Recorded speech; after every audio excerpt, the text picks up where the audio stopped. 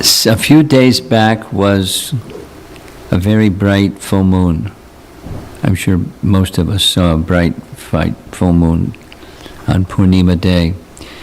And the Purnima Day is the final day of the Katyayani Vrata.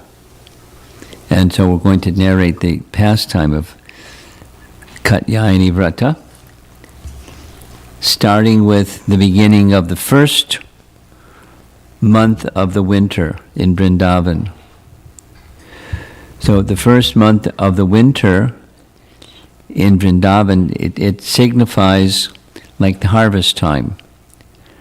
And, the full fruition of whatever was growing during the growing season, and then the rainy season, and then the autumn season, then the harvest season, winter season.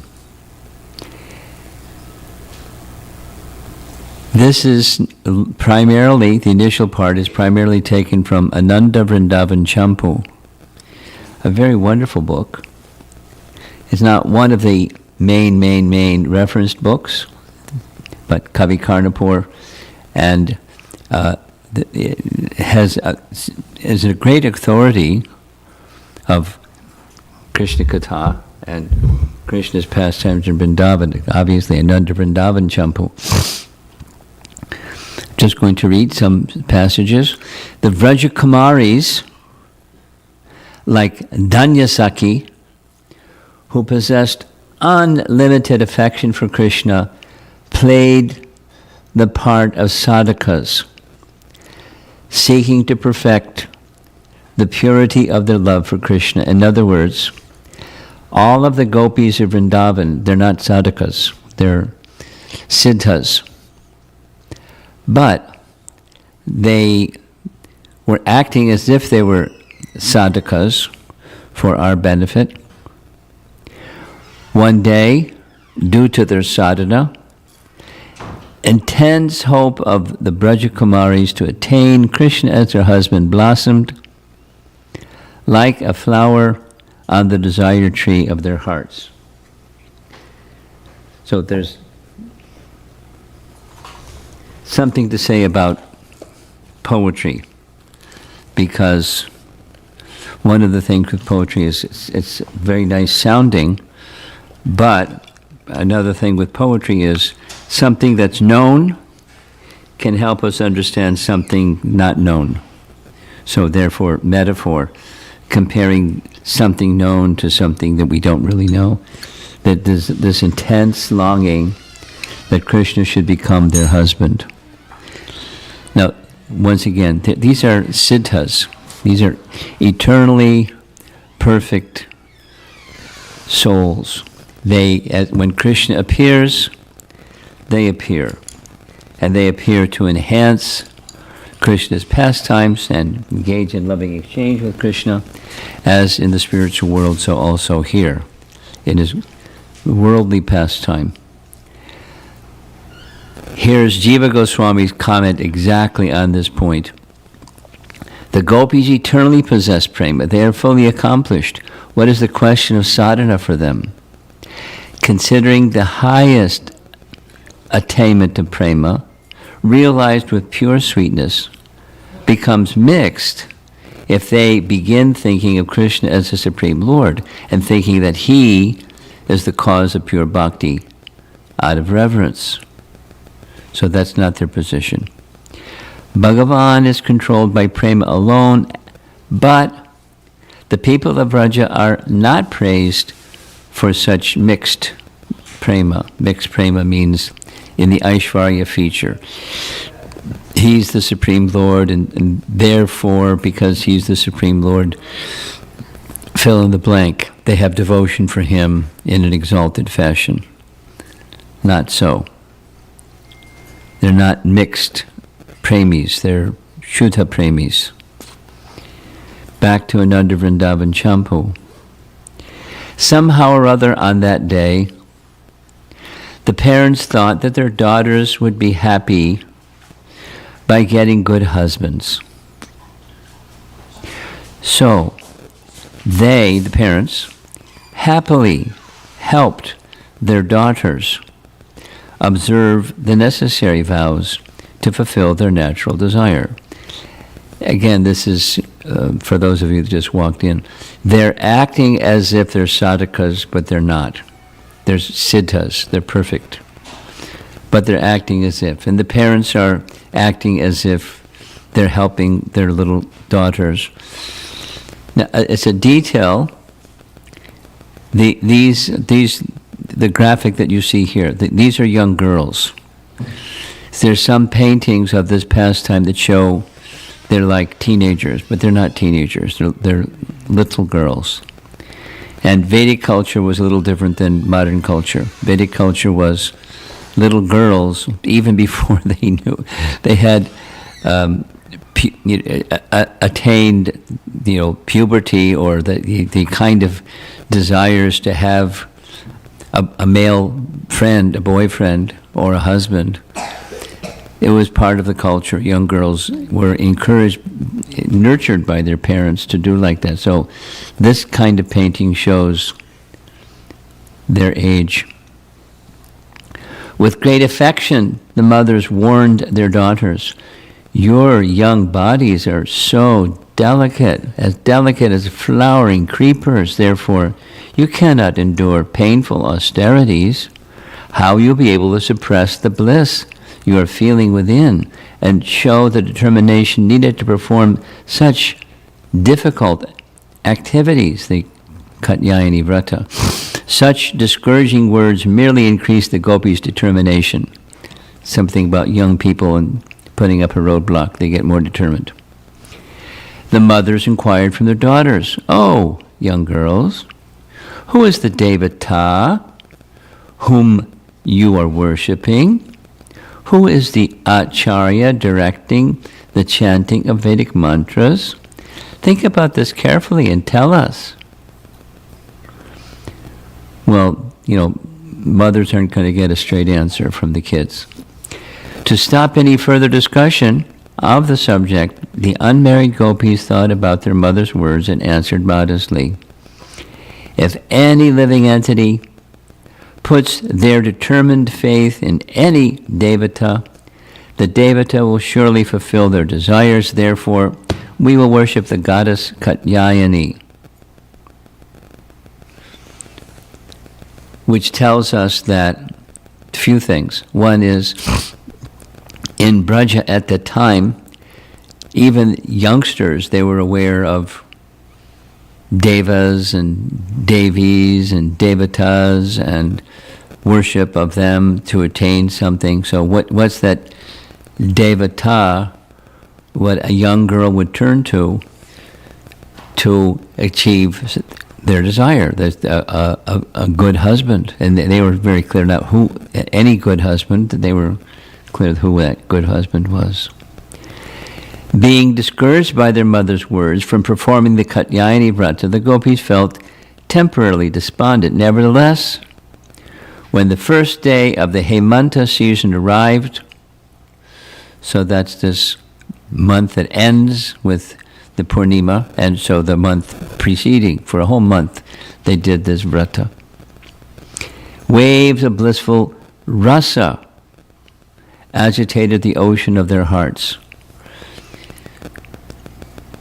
Again, these are eternal associates of Krishna.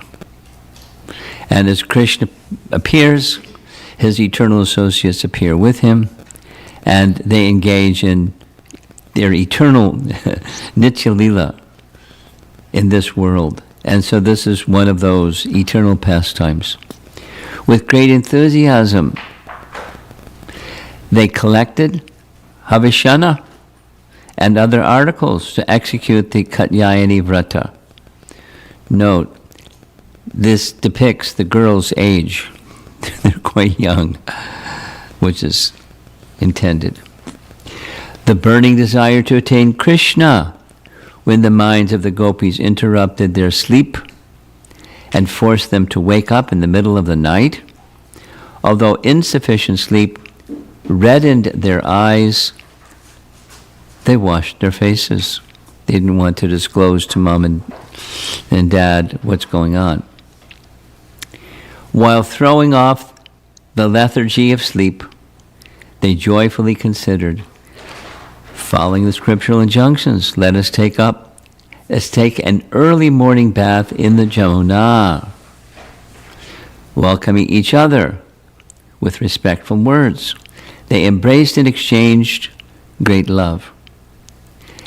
Every day, this is for that month, before sunrise, this is the coldest month of the year, the winter month, the January month, the girls went to the Yamuna while singing loudly about the qualities of Hari.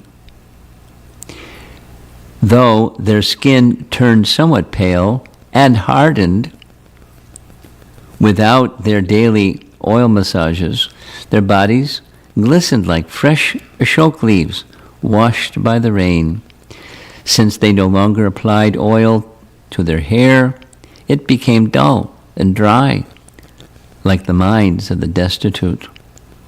From eating once a day, their bodies became very thin and lost their natural effulgences. Seeing the intensity of their penance and their emaciated condition, all the Vrajavasis were astonished and felt pity for them.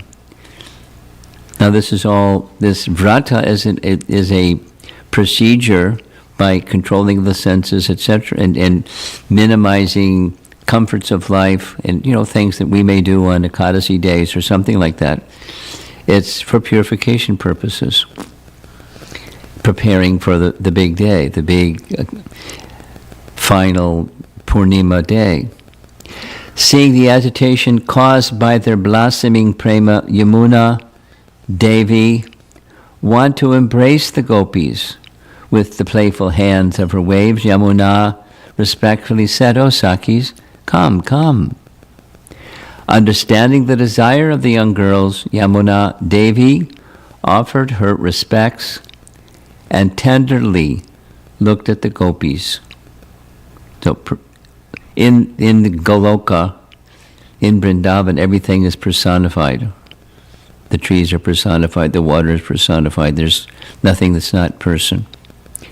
Upon arriving at the Yamuna, the impatient Vrajakumaris immediately threw off their woolen shawls, covered by thin white cotton bathing outfits.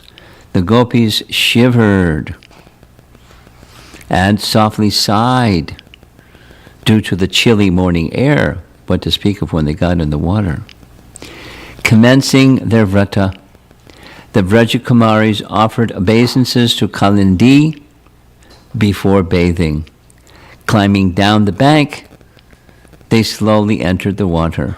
Ignoring the cold, they followed all the prescribed rules and completed their baths.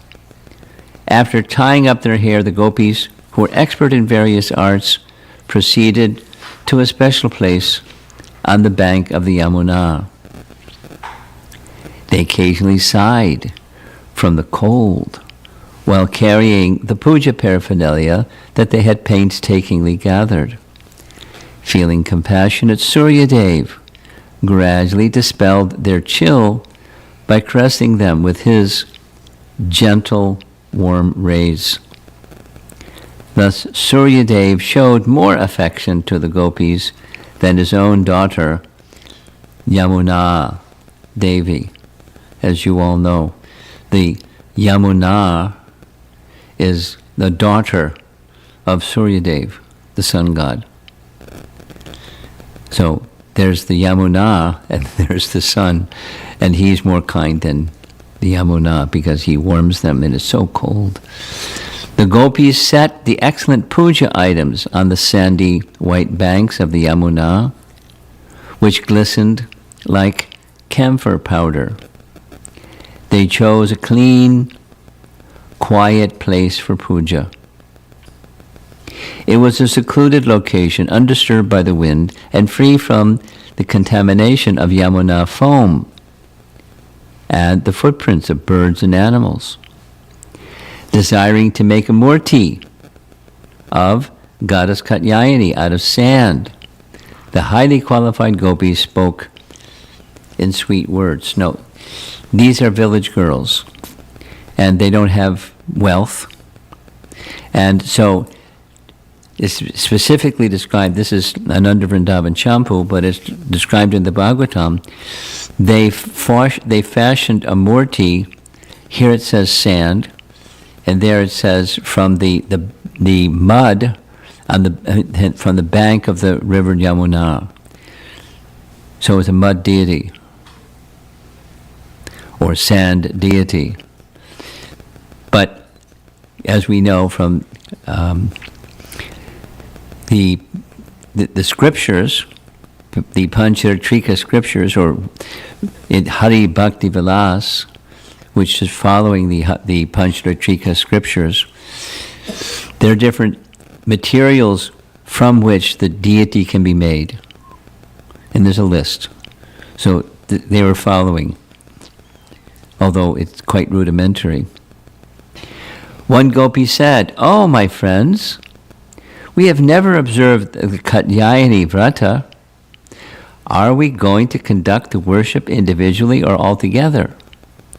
With faith and intelligence, we should take decision." Another Sakhi said, "We should do the puja altogether in a group. To perform puja separately is not good. Worshipping together will be more beneficial." So there's the murti in the middle, and all these girls assembled with the same mission. I want Krishna as my husband. Note, no envy. The opposite is true with material. Envy is very prominent. There's other things that are prominent. Envy is a very prominent quality. Pride, anger, greed, lust, and envy. No envy. While concealing the confidential desires within their hearts, controlling their minds, and keeping complete attention on Krishna, they made a murti of Katyayani Devi by using sand from the banks of the Yamuna. After washing their hands, this is another style of artwork. There's, as you see, Katyayani is a form of Durga, and according to the standard description, she has 8 arms and she has weapons in each arm, each hand. Here it shows she's 4-armed, looks like maybe 6, and she's riding or resting on a lion. After washing their hands and doing achman, they sat down on kusha asanas, fixing their mind in the mode of goodness. The gopis silently worshipped Katyayani, Yogamaya, with all the procedures of worshipping the deity. Now it's worth commenting. Reference in Ananda Vrindavan Champu is using the name Katyayani, but then right after Yogamaya. And so there's a material and there's a spiritual. Durga or Katyayani. One of the names of the Swarup Shakti, we'll hear as we go further. The internal Krishna's own spiritual potency in the spiritual world, Katyayani is one of the names. Durga is one of the names. And when each of the names of the Shakti that rules in this material world, Maya, has a spiritual counterpart. Where does the material manifestation come from? From the spiritual. And the spiritual is Krishna's Swarup Shakti. So this is a very reasonable conclusion reached by Jiva Goswami. You can't achieve Krishna by worshipping Mahamaya. You can achieve worshipping Krishna by Yogamaya. And so they're worshipping knowingly, because they're eternal associates. For those of you that came a little late, these young girls, they're Krishna's eternal associates. They're performing a sadhana as if they weren't. if they wanted to achieve something through the means of sadhana, and that's sadhya, the position of a relationship with Krishna as their husband. But they're eternally connected with Krishna in that way. So it's a pastime. And in the pastime, they're worshipping a deity that they fashioned from sand or from the mud at the banks of the river Jamuna. And they followed all the procedures. They're young Vaishya girls. They're not brahmanas, but even the young Vaishya girls, they know the procedures, and they're following the procedures properly. On the last day, so this is a whole month's worth of doing the same thing every day. The gopis felt quivering in their left arms, eyes, and thighs. These signs of imminent auspiciousness removed their fatigue and made them confident of attaining the fruit of their desires. So we know the fruit.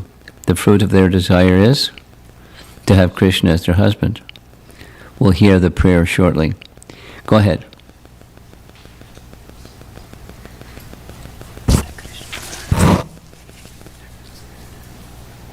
You got to get a front row seat, right?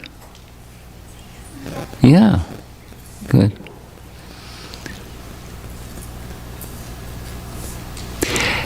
After, this is the final day, the Purnima day. After receiving the blessings of Katyayani, they took off their fancy, pure silk saris and placed them on some clean ground. Following the local customs, they bathed naked in the Jamuna on that day. Meanwhile, according to the previous day's plan, the young cowherd boys walked toward the pastures. Though Krishna is very strong and independent, Krishna became controlled by the pure love of the gopis and thus moved in their direction. Now, Vishwanath Chakravarti Thakur writes a commentary on this little section. He says the boys that were with Krishna were toddlers. They were 2 to 3 years old, because Krishna wasn't 5 years old yet. He's taking care of calves, not cows. This is the stage. And his friends were younger than he. The boys were completely naked and unaware of the difference between boys and girls. And when Krishna went out to herd the cows, they followed him just because they're attached to Krishna, not because of the calves, taking care of the calves, because they're attached to his association. The prema of the young girl gopis reached perfection because it had the desire to give bliss to Krishna as its only goal. Now, we were hearing a little bit during the Japa retreat about Krishna is our only shelter and there's no other shelter. Both. So here, the gopis, they're not sadhakas, they're not chanting japa, but they're in that same attainment, the stage where there's only Krishna. They're young girls, and they do different things that young girls do for their families, and milking cows and taking care of the agricultural products and so forth and so on. But while doing all those things, they have one object of meditation. That's Krishna is the goal. Giving bliss to Krishna is the goal. Anukulyasya sankalpa pratikulyasya varjanam rakshishyatiti vishvaso goptritre varanam tava. That their meditation is completely upon Krishna. Completely upon Krishna. In order to dispel the pain of their longing, Vrindavan Chandra, Krishna, the master of all masters of mystic yoga, showered nectar from his flute. It's a pastime. They're reaching to him, he's reaching back to them. They're reaching to him through their austerities, the one meal a day. Havasham means it's a kind of austere, meant for purification, not meant for taste kind of item. kind of like what we heard about Bhaktisiddhanta, that during the Kartik month, he didn't have Havisham, he had unspiced khichdi, which is not so dissimilar, not so palatable, but enough to sustain. So Krishna is receiving their offerings, their puja, and whatever items that they had brought to offer along with the puja, and of course themselves, or their hearts, their desires. Krishna arrived in the midst of the gopis. He wanted to award the gopis the fruit of their endeavor, and at the same time relish a playful pastime. So the painting is showing the gopis they had placed their clothes by the side of the river. Krishna gathered their clothes, put them in the tree, and had them come one by one to get their clothes. So this is an extra painting. This is showing, their more mature stage, but their complete absorption. And their prayer, their sankalpa, may the son of the king of Nanda become my husband. Pretty simple. Here's another B.G. Sharma painting depicting, of course, these are girls that are a little older than they really were. Here's another similar painting and another similar painting. This one on the right is a BBT painting. Underneath the tree, that's the Katyayani fashioned from mud, and the paraphernalia for offering puja. And Krishna's interacting with them. In Vrindavan, many of you have been to Vrindavan. How many have been to Vrindavan? It's many, okay. One of the places along the bank of the Jamuna is this tree. And hanging on the tree are cloth. It looks like just rags. But it's meant to indicate the garments of the gopis hanging from this very, very, very old tree. It is said, whether it's true or not, it is said that Garuda dropped some nectar on the tree so that the tree would stay there. So it's a really, really old tree. In any case, there's Krishna climbing up the tree. On the next slide, this shows the Katyayani Devi that's at this place, Chirgat, in Vrindavan. I decided to put the little explanation of who Katyayani is.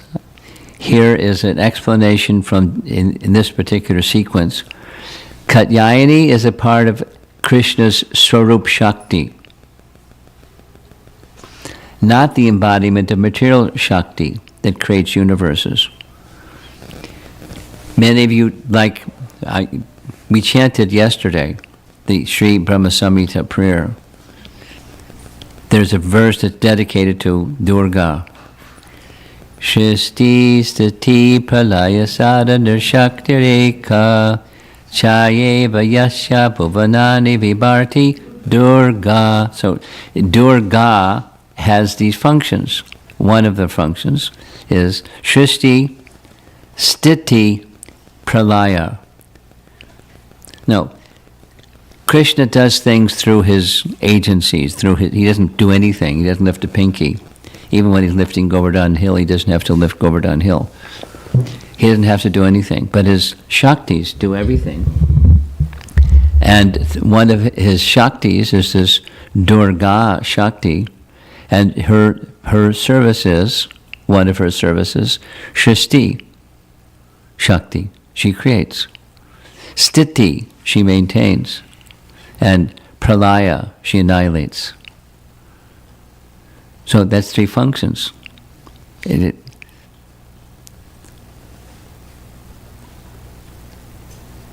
Three functions.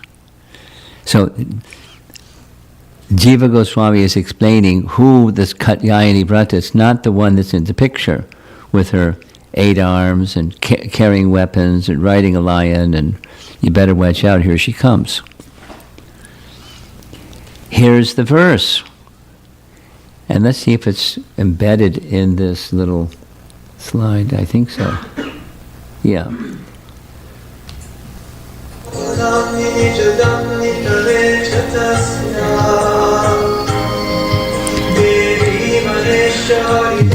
shuteshu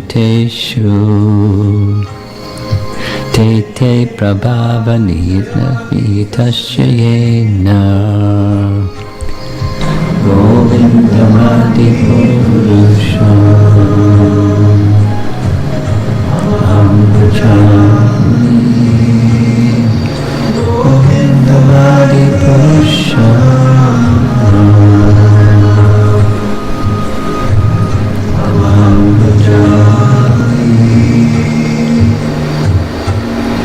So here's the translation isn't here. I'm surprised. But this is speaking of where she's situated. Krishna's Nija Dhamni, his own abode, is in Goloka. And then the way that Bhaktisiddhanta describes Lord Brahma is looking up from Devi Dham. Above Devi Dham is Mahesh Dham. Above Mahesh Dham is Hari Dham. Above Hari Dham is Goloka Dham.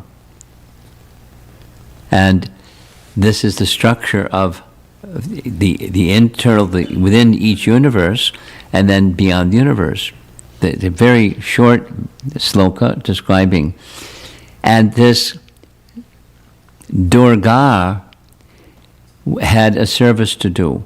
Many of you know this is like standard katha for Krishna Janmashtami.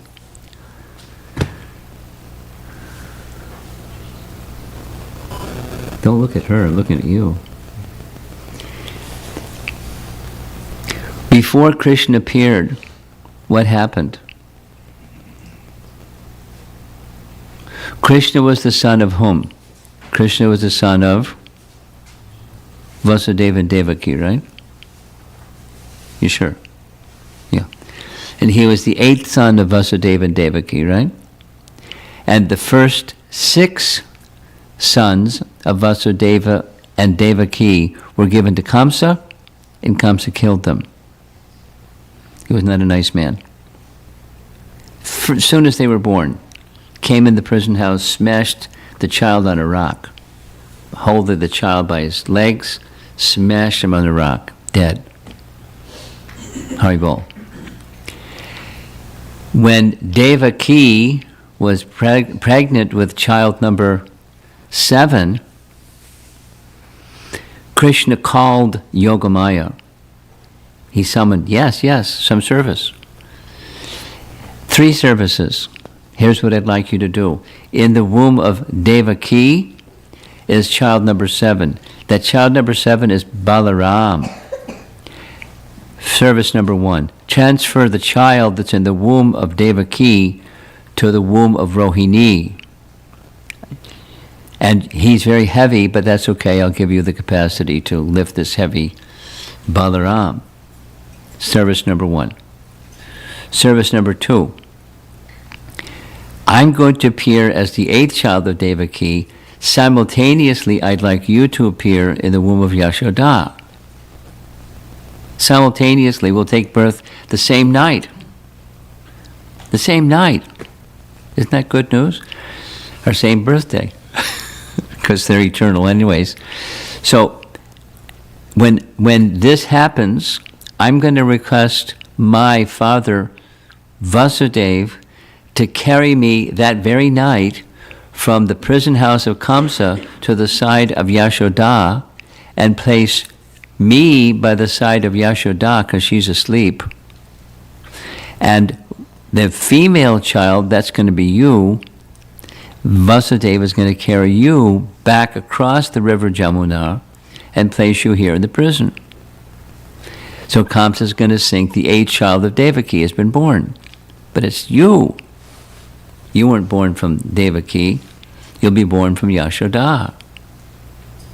Service number 3. He's going to come in and try to kill you because you're the 8th child of Devaki. But he won't be able to kill you because you're my Yogamaya potency. So instead, your 3rd service is you'll spread yourself throughout the land and you'll be known by various names. And that's exactly what happened. So Durga and Yogamaya are the same entity, except one is the shadow, or Chaya Devi, and the other is the original entity.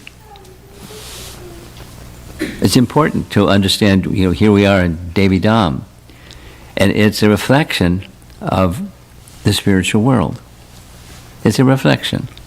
It's not the spiritual world. It's a reflection of the spiritual world.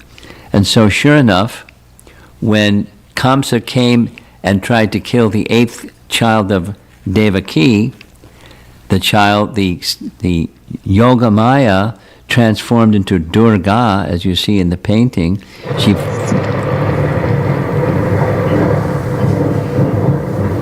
She flew in the sky and laughed hideously at Kamsa. You are such a fool! The 8th child of Devaki has already been born and will kill you! And she disappeared.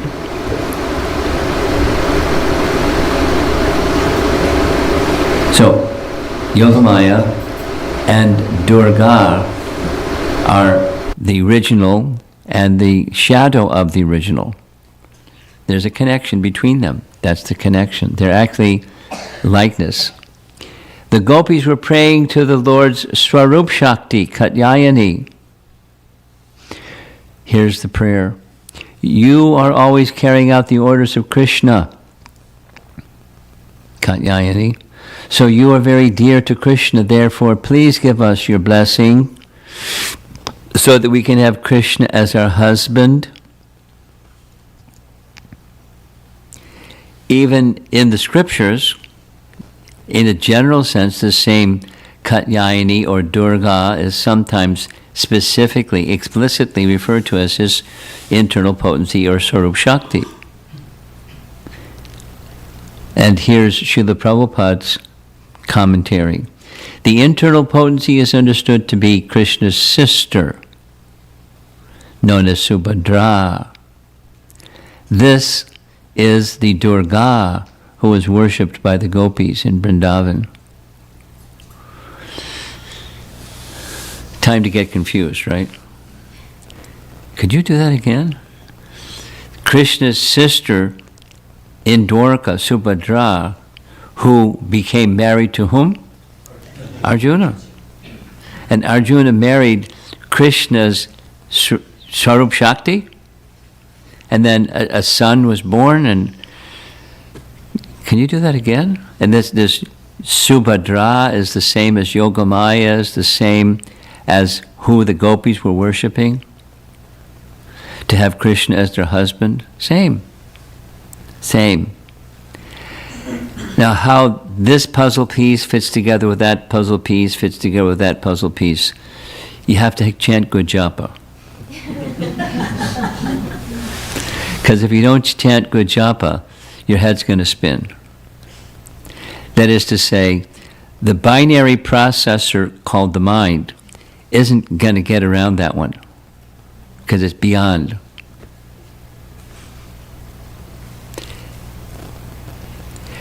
Maybe you remember from this little discussion we had about Bhakti Siddhanta and his set of prayers about chanting from his appearance day. That was one of the conclusions. But it wasn't a prayer; it was a letter to a disciple, and then it was just printed in his letters. And the concluding section is, all of this is difficult to understand. You have to come to the stage of pure chanting of the holy name, and then you'll understand it. So, my dear devotees, if you don't understand all this, it's welcome to the club. And what to do about not understanding it? It's not going to be the mind is going to sort it through. It's not a transcendental teach. So, to some extent, you can get a glimpse or glimmer or a notion, but this kind of thing is not so discernible by a mind that's is not clean yet, not pure. And how to che to darpana marginum. That's how, through sound. This is the Durga who was worshipped by the gopis in Vrindavan. Here's their prayer. O goddess Katyayani, O great potency of the Lord, O possessor of great mystic power and mighty controller of all, please make the son of Nanda Maharaj my husband. I offer my obeisances unto you. Now, they're all praying the same thing. And there's no envy. And Krishna is attracted to prema, and they all have prema. They're not sadhakas. They're acting as if they're sadhakas. They're doing things that sadhakas might do, worshipping in order to get something. You know, karma kanda. You do something to get something. A particular deva or devi is propitiated with certain mantras because you want something. You want money, or you want something, something, something. That they're not karma kanda performers. They're performing. They're engaged in a loving exchange with Krishna at very young age, and Krishna is going to reciprocate. Wait till you hear how Krishna reciprocates. Here's that same painting. This is, or same pastime. This is Durga appearing in the sky. This is from Bhagavatam, because we've been referencing Ananda Vrindavan Champu. This is Canto 10, Chapter 2.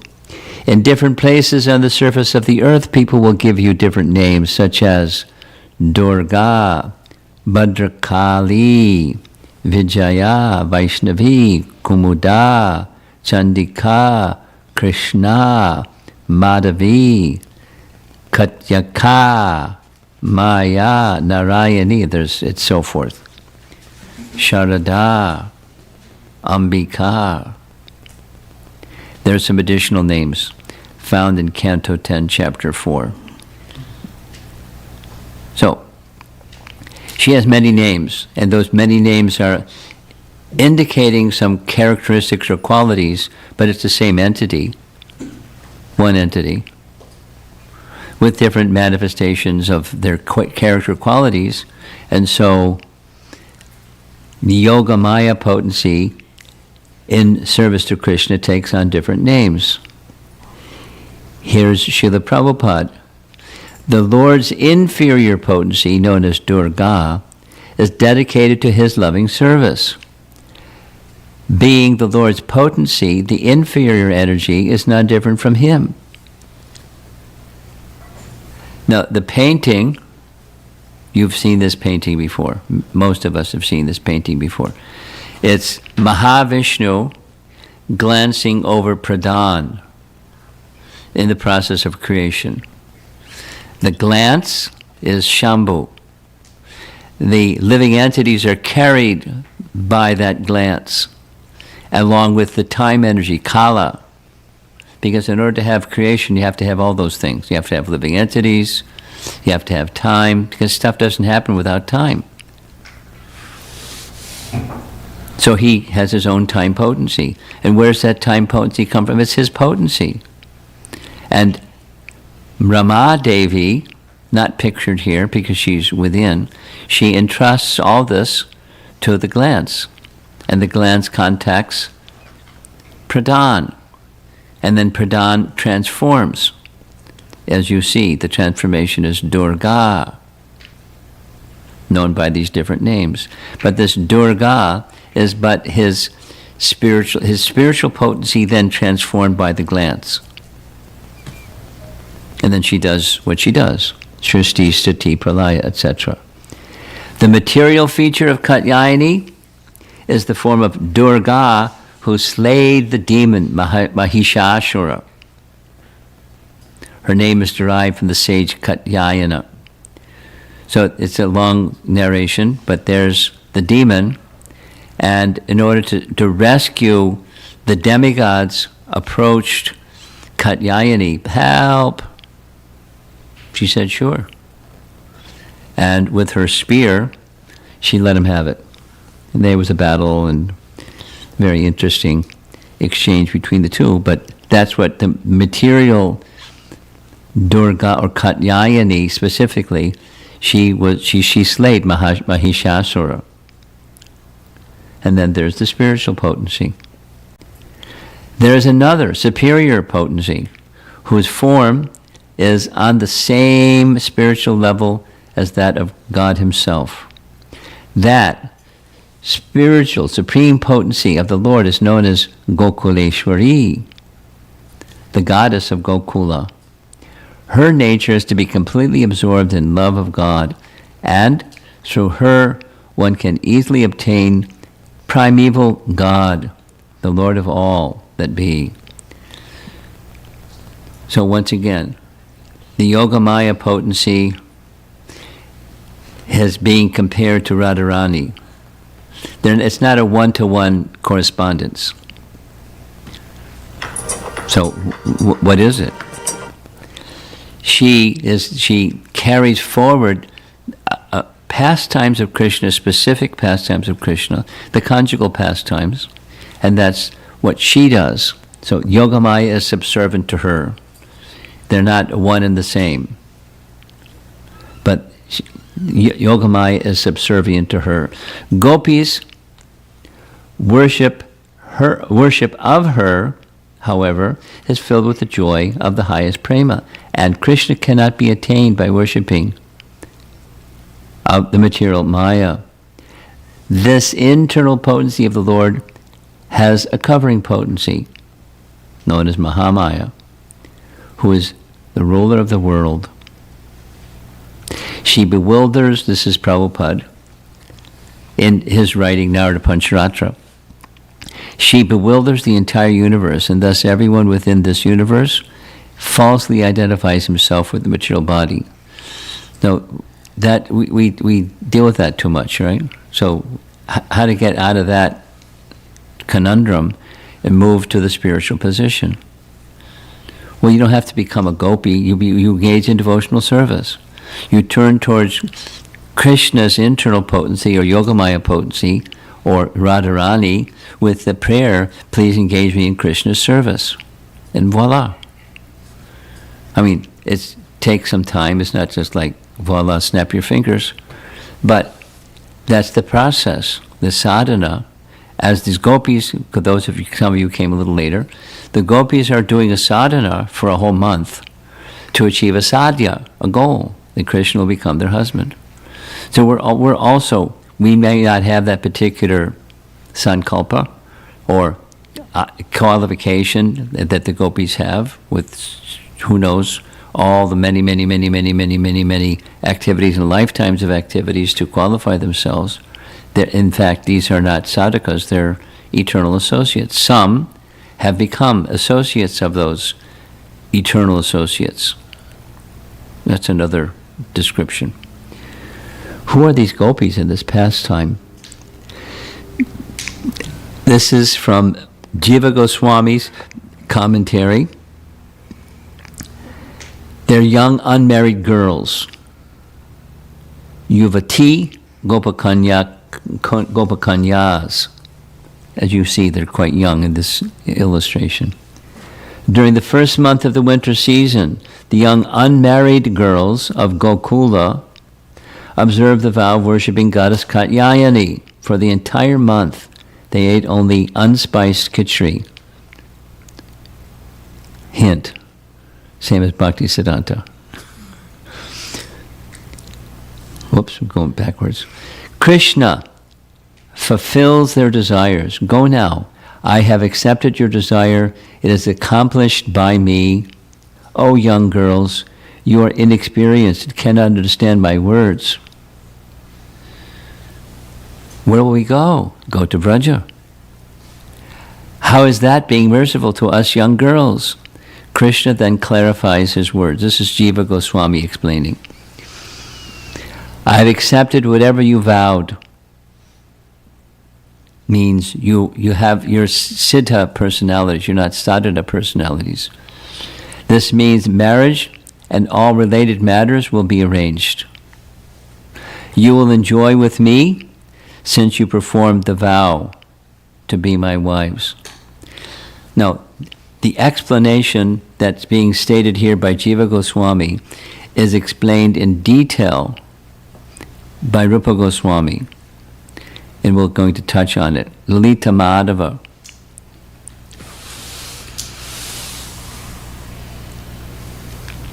Stay tuned. Krishna fulfilled his promise. He's telling them, you go back to your homes now. And wait a minute.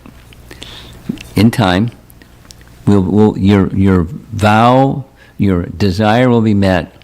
Some of those are, in other words, some of the gopis, they are following the eternal associates of Krishna, and then some are eternal associates of Krishna, or eternal consorts, as described in Brahma Samhita. Ananda Chinmaya Rasa Pratibhavitabi Stabirya Eva Nija Rupa Kaya Kalabi.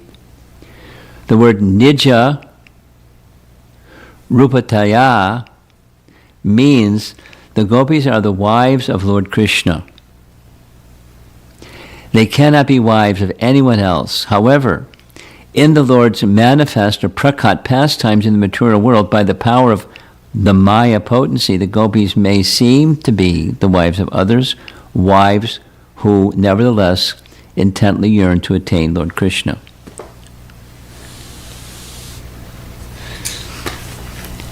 Two things. Why did I pick this topic? One of the reasons is I picked the topic because we passed over it. We're in the midst of preparing for the Japa retreat, and the Purnima passed. So it is an important Purnima. Katyayani Vrata Purnima. So I wanted to do. Second, maybe some of you know, and some of you may not know, every year for the past 37, 38 years, every Memorial Day weekend we've been having, I and others, have been having a retreat in Gita Nagari. And this past year, a devotee, Prabhupada disciple, I give this little seminar on different topics with different devotees, different godbrothers. So this past year, it was Garuda Prabhu. Some of you know who he is. Many of you may not know who he is.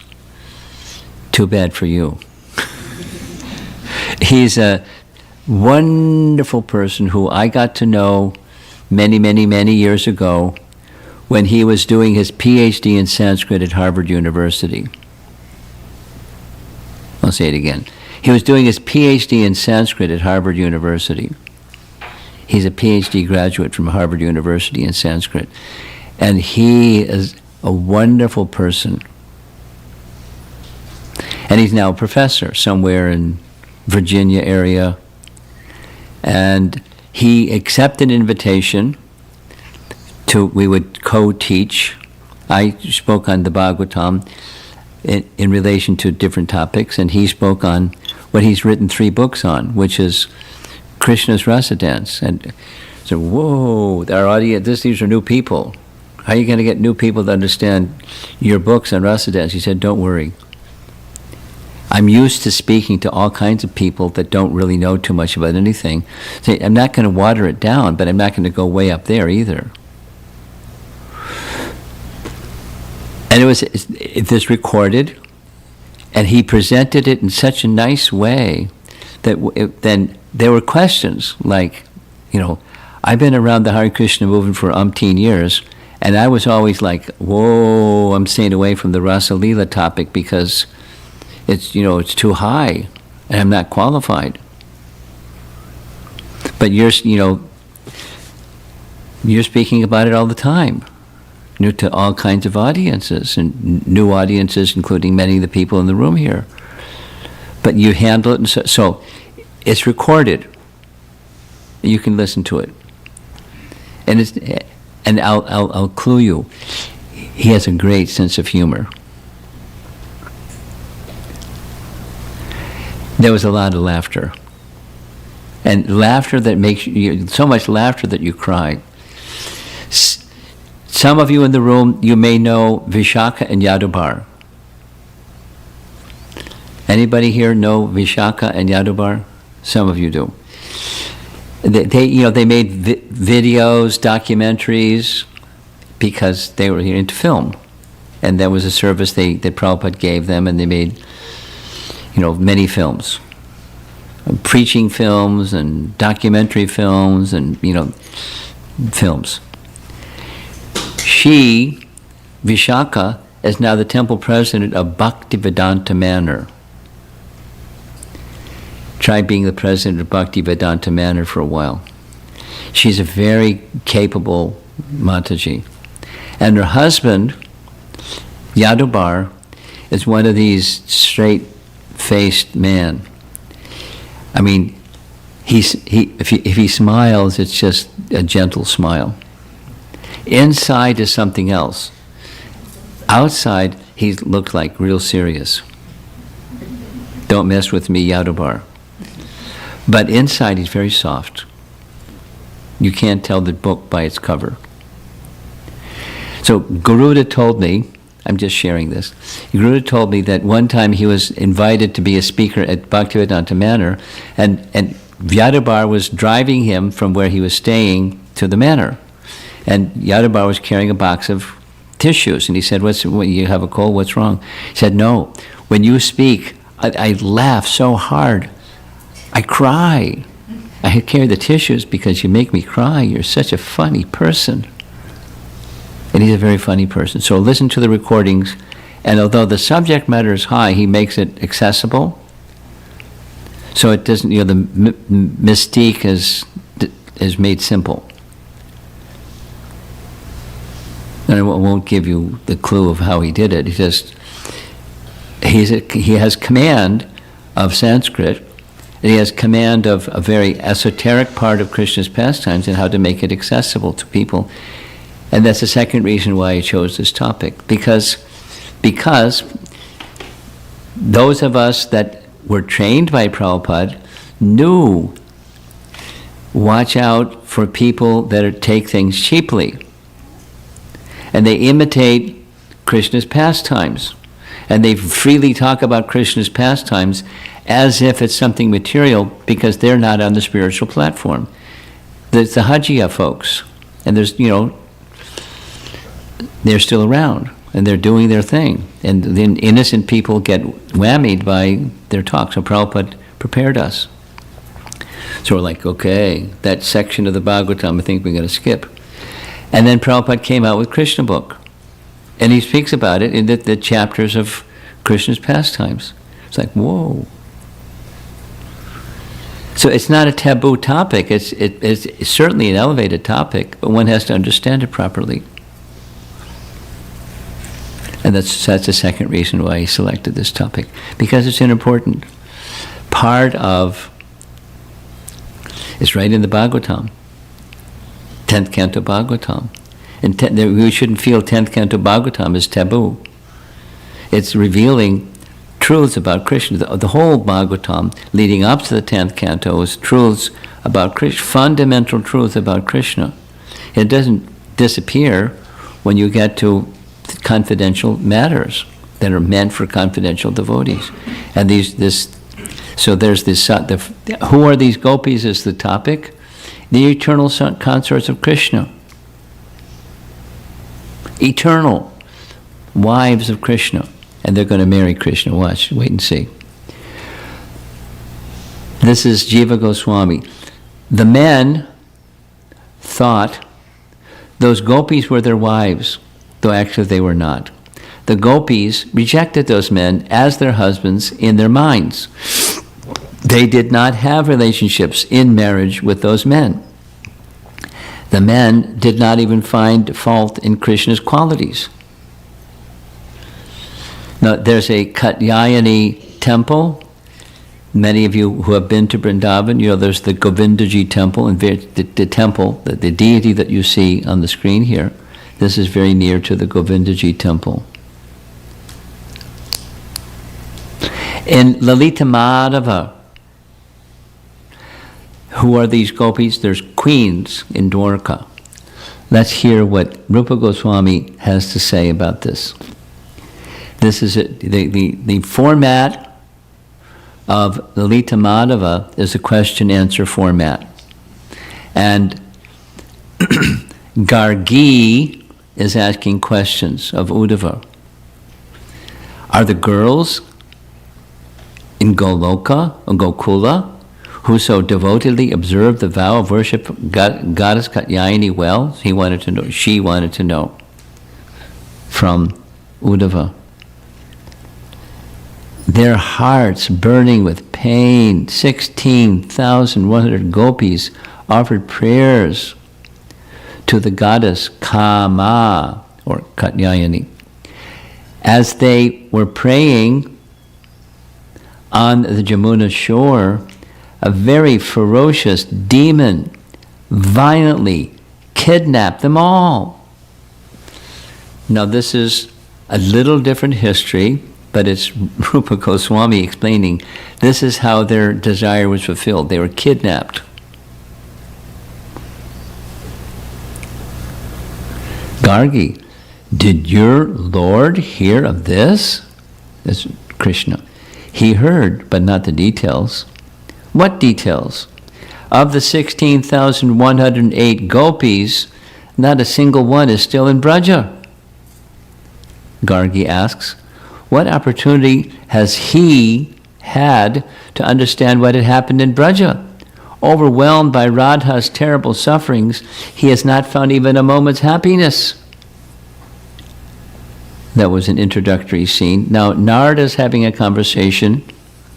Narada, are the girls of Dwarka city the girls of Vraja village not the same persons? The girls of Vraja were overwhelmed with love for Krishna. To please them, by uniting them with their beloved, Yogamaya transformed them into the women of Dwarka. So the 16,100 princesses that were under the care of Naraka, he, according to Lalita Madhava, he told a fib. They weren't princesses, they were gopis that he kidnapped from the shore of River Jamuna, and he put them in prison. Krishna, knowing that, knocked out Naraka and married all the girls. They were the gopis that had that prayer, and he fulfilled their desire and married them all, according to Lalita Madhava. And Rupa Goswami doesn't write fiction. They now think their previous existence in Vraja to be like a long dream, and they think Uddhava's visit, and their journey to Kurukshetra was only stories. You with me? Kind of. Now we're flipping back and forth between Lalita Madhava. This is now going back to Srila Prabhupada's commentary in the Bhagavatam, 10th canto, chapter 22. Just as Krishna is free of all impure desire, so are the gopis. Their attempt to gain Krishna as their husband was therefore motivated not by a desire for personal sense gratification, but by their overwhelming desire to serve Krishna and please him. Again, Prabhupada. Because of their intense love, the gopis did not see Krishna as God, but rather as the most wonderful boy in all creation, and being beautiful young girls, they desired only to please him by loving service. We're about to end. The desire of those who fix their minds on me does not lead to material desire for sense gratification, just as barley corns burned by the sun and then cooked can no longer grow into new sprouts. A poetic image.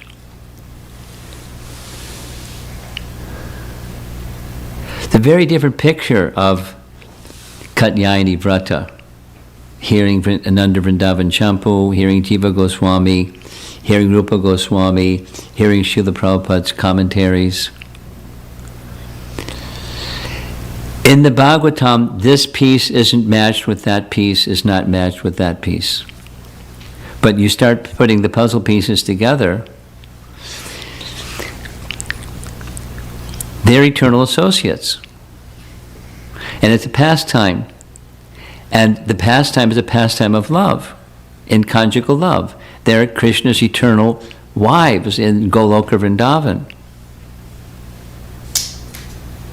And here's Gokula, where the pastime is being enacted, where they're wishing to become, and then it's not elucidated clearly in the Bhagavatam, but Rupa Goswami takes this puzzle piece and puts it together with that one, and indicates the marriage of the 16,100 gopis, because he already had 8 queens, which he personally had combat to have them become his queens. The other 16,100 were gopis that had done this Katyayani Vrata. And Krishna made the promise, and he fulfilled his promise. And told them, you go back to your home now. And boo-hoo. But Krishna doesn't lie. Krishna is fulfilling their desire in a very unique way. Compliments of Rupa Goswami to put the puzzle pieces together.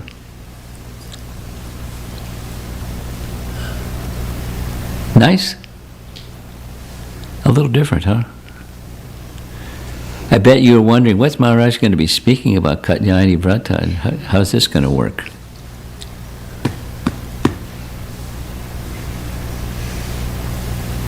Krishna's pastimes are filled with mystery. They're certainly not boring. They're filled with mystery. And are we qualified? We're not qualified. But one can become qualified just by hearing. And then be careful from whom you're hearing. And hearing from the right source, and then hearing again and hearing again. Prabhupada said this about nectar devotion. It's a nice statement. This was the summer of 1970, a few years ago. Nectar devotion. We were amazed. Because Prabhupada was Srimad Bhagavatam. And we didn't know, I didn't know, many of us didn't know. He kind of paused on the Srimad Bhagavatam work and switched over to Nectar Devotion because he wanted us to know the teachings of Rupa Goswami. We're followers of Rupa Goswami, or Rupa Nugas, we should know. So, Nectar Devotion.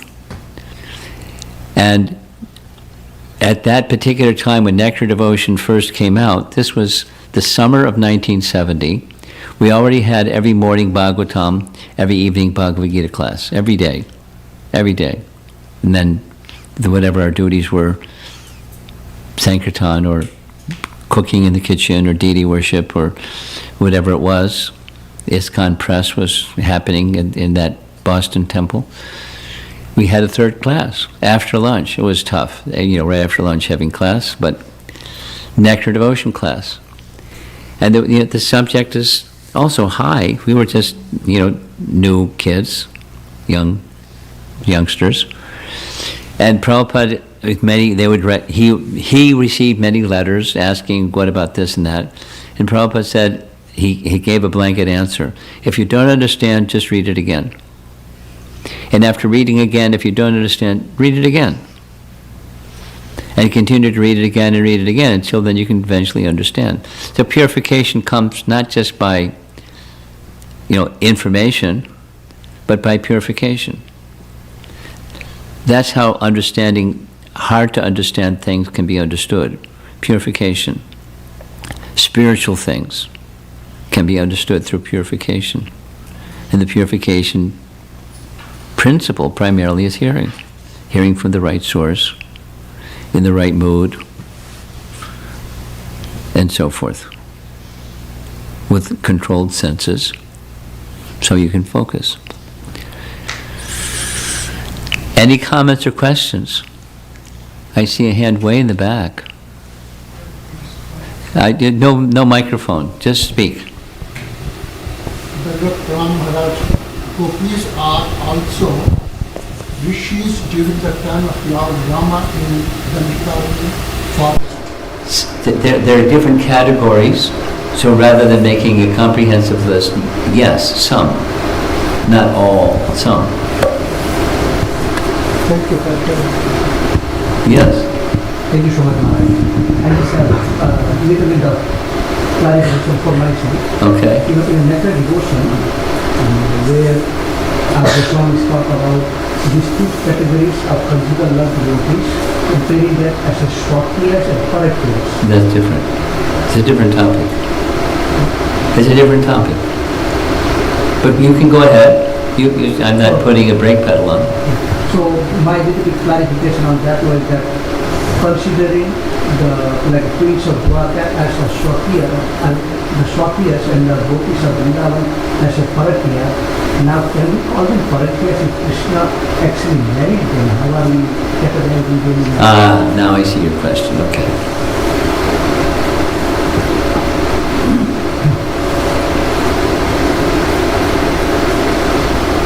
Well, how many gopis were there? Asankhya. So some became queens, and some didn't become queens. But so that's a nice question. That's a nice question. So those that are in this mood of swakiya, they stayed in that swakiya mood, but some were literally wishing that Krishna become their husband, as if they were sadhakas and Krishna fulfilled that desire. So there's still two categories. That's my understanding anyway. It's a nice question. I'd like to research it further, but that's my understanding. Yes? I have two questions, Maharaj. The first question is, in Bhagavad Gita, demigod worship is prohibited. But in the Krishna book, Prabhupada justifies worshipping Katyayani, saying that since the gopis wanted to marry Krishna, they were actually praying for Krishna. So it is justified. No. That's incomplete. I say no. It was incomplete. They were not worshipping a demigoddess. They're worshipping the internal potency. Okay. So, There's the justification. that answers my question. I was going to ask, if we go to any Krishna temple where a demigod deity is there, what is Prabhupada's instruction on that? Respect or prayer or pray for Krishna's grace or just walk away? No, not just walk away. Respect. Okay. And then commensurate with the situation, depending on you and your upbringing, but don't. The prohibition is don't make the mistake of thinking the part is the whole. Okay, thank you. The second question is, I've seen on YouTube, I've seen a ISKCON devotee mention that during when Brahma kidnapped the calves and the calves and the gopas, the cowherd boys, Krishna expanded himself as the cowherd boys, and at that time he married the gopis. No. What is the truth in that statement?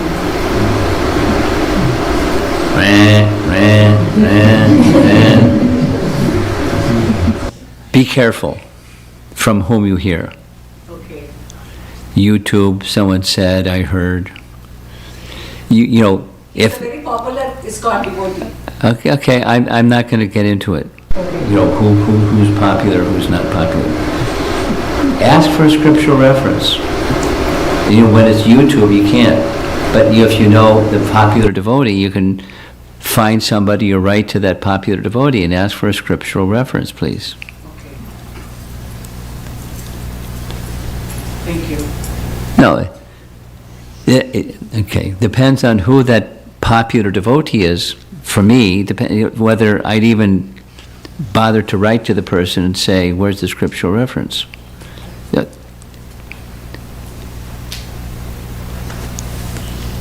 Yes.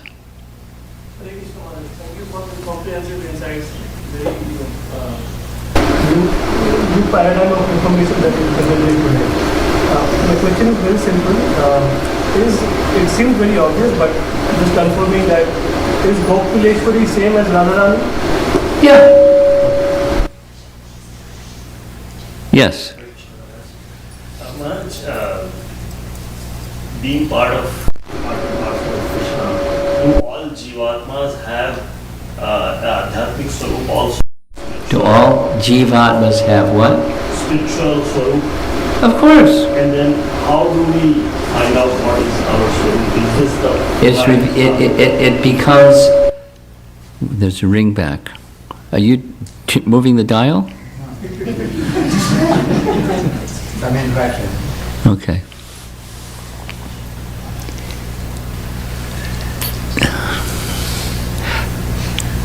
It's a delicate subject, and to say a delicate subject in 2 minutes may not do justice to the delicate subject. Our constitutional identity is revealed.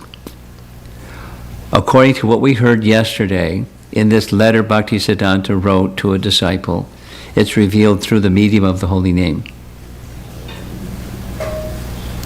So come to the stage of offenseless chanting, and in that offenseless chanting, coverings are removed, and truth or reality or absolute nature becomes revealed. Now there's more elaborate explanation, but that's what Bhaktisiddhanta explains, and in principle it's just fine. It's revealed to us. Yes, yeah. I was just thinking about the position of Gopas versus Gopis.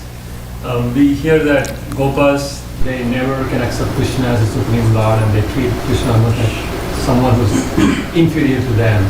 But Gopis on the other side is like pretty much wanting to marry Krishna, treating him as a supreme. No, wait, you just added something, esteem as supreme. They wanted to marry Krishna. But what They wanted to marry Krishna. They don't have to see him as supreme. You added that part. Yeah. What is driving that? Love. What's driving love? You go for the cowherd boys, they love Krishna. The cowherd girls, they love Krishna. What's driving it? The attraction to the all-attractive, according to Rasa, that's this question. They have a natural attraction. You're doubtful. 2 hands, and this is it. Yeah, you put your hand up. Put your hand up again. Go ahead, speak. Hare Krishna Maharaj. Maharaj, in Bhagavad Gita, Krishna says in the Vibhutis that I am the Mankshish in the months. You're the what? Mankshish month. The month when Katyayani. Month of Magh? Yeah. Mankshish, one of the months where. Magh, M-A-G-H. I'm that month, but like we celebrated Kartik more than the Mankshish. So how we. Oh, that's you. And then to other people, it's Magh more than Kartik. It's auspicious. What are you doing? What are you trying to accomplish? Get a pan scale and see which one weighs more. They're auspicious. In different ways, they're auspicious. So which is more important, Ekadasi or Kartik month? How many are going to say Ekadasi? How many are going to say Kartik? So don't do that. They're auspicious in different ways, and so there's variegatedness, and when we like variegatedness.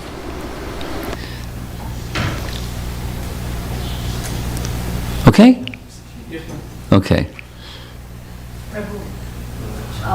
We have two hands up. You, and I don't know your names. So you first. You have the last question. You go ahead. Maharaj, I was a little bit confused when you started saying about Katyayani in what? The moment I heard Katyayani, it's like, it's a female. You know it's female. Yeah. And then when you finally concluded that there's also an incarnation or a different form of Krishna. So So that's. No, I didn't say that. Yeah, Shakti. that's where I got it. Shakti. She's Swarup Shakti. Or the reflection, or Chaya, the shadow of. But Shakti, not Shaktiman. I don't know how that got out there, but you know. Okay. Last question. Is a good one? What I just heard the conversation between Gargi and Uddhava. Yeah. So please, Gargi.